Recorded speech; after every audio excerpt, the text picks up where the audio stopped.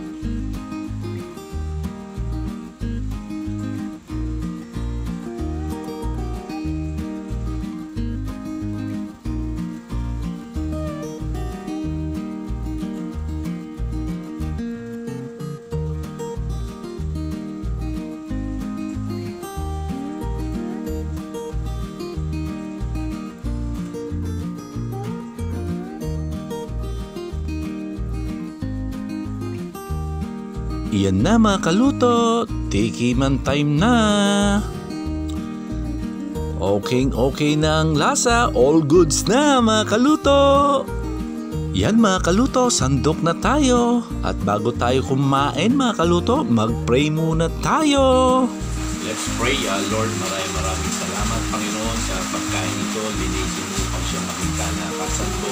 Salamat din naman sa mga biyayang pinagkaloob mo at sa pag-iingat mo sa amin sa araw-araw, lalo na yung aming kalusugan, Lord God.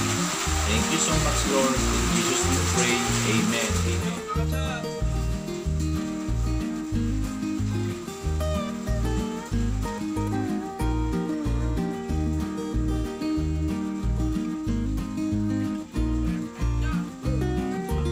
Hanggang sa muli, ito po ang inyong kaluto, nagsasabing, lagi magdasal, count your blessing, and stay positive!